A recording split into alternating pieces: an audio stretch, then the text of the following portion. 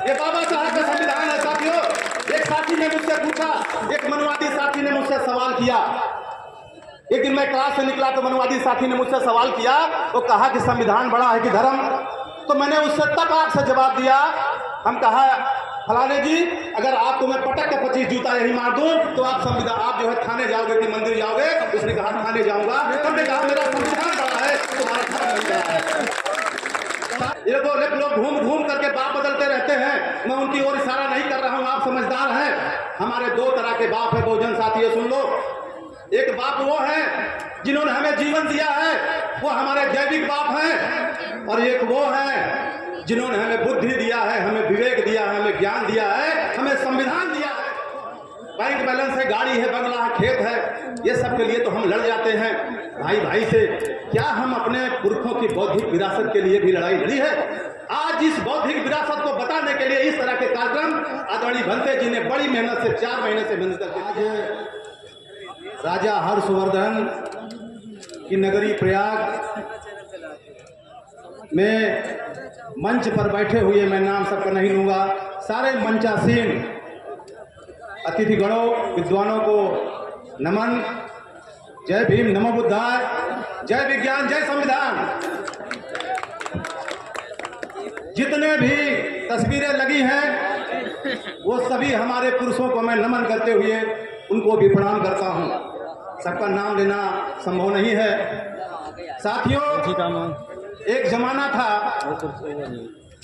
ये 2 महापुरुषों की जो तस्वीर सामने है, इनको सभी जानते हैं। एक जमाना था, गौतम बुद्ध जो इस धरती पर पैदा हुए, आज इस धरती से गायब हो चुके हैं। आज उनको जगाने के लिए, उनको बताने के लिए हम सबको ऐसा कार्यक्रम करना पड़ रहा है। उनके फॉलोअर, उनको मानने वाले सम्राट अशोक, जिन्होंने पूरी दुनिया का 1/3 हिस्से पर राज किया, लगभग 52 लाख वर्ग किलोमीटर पर, और आज आपका भारत सिकुड़ता हुआ छोटा हो गया है। मैं उनको भी नमन करता हूं, सम्राट अशोक जी को। हम अपने महापुरुषों को भूल चुके हैं।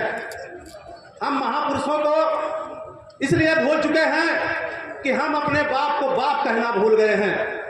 हम पड़ोसी को बाप कह रहे हैं। कल्पना कीजिए, ये जो काल्पनिक देवी देवता आपको सौंप दिए गए हैं, ये हमारे बाप नहीं है, हमारे 2 तरह के बाप हैं। अब इसको अन्यथा मत लीजिए। कुछ लोग घूम घूम करके बाप बदलते रहते हैं, मैं उनकी ओर इशारा नहीं कर रहा हूं, आप समझदार हैं। हमारे 2 तरह के बाप है बहुजन साथियों, सुन लो।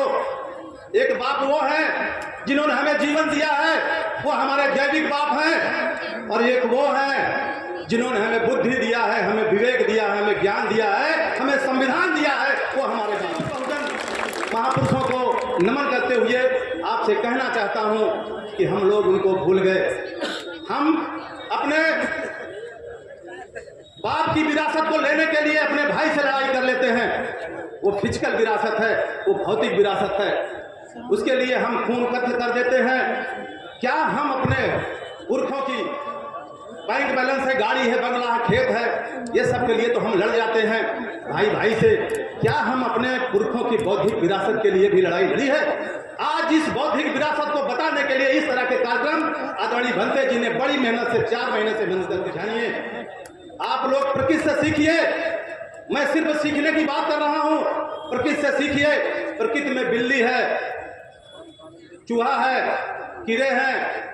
अभी आप देखिए, जैसे ही आपके बगिया में, आपके घर में बिल्ली निकलती है, सांप निकलता है, तो बिल्ली सांप निकलता है तो आप जो है देखते हैं, चूहा जो चिड़िया है वो चहचहाने लगती है, चहचहा के बताती हैं। जरा कल्पना करिए कि क्या हम चिड़िया और पक्षियों से भी समझदार हैं? वो चिड़िया चाहती तो उड़ जाती अपनी जान बचाकर, लेकिन बिल्ली से, उस सर्प से अपनी पूरी कौम को जगाने के लिए वो चू चू करके आवाज करती है और पूरी कौम को जगाती है कि जग जाओ, तुम्हारा दुश्मन आ गया है। लेकिन क्या आप अपने दुश्मन को पहचानते हो?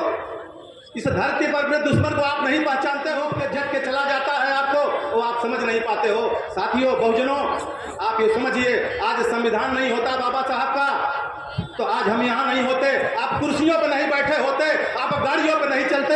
ये बाबा साहब का संविधान है कि आज हम इस मंच से बोल रहे हैं। नहीं, मैं यादव जात का हूँ, किसी वन में मैं किसी जंगल में मैं भैंस चरा रहा होता, कहीं फिल्टर लेकर दूध बेच रहा होता। ये बाबा साहब का संविधान है साथियों।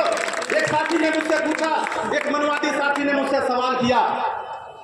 एक दिन मैं क्लास से निकला तो मनुवादी साथी ने मुझसे सवाल किया, वो कहा कि संविधान बड़ा है कि धर्म।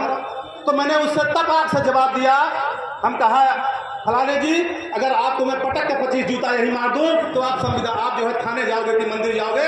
उसने कहा थाने जाऊंगा। हमने कहा मेरा संविधान बड़ा है, तुम्हारा धर्म नहीं बड़ा है।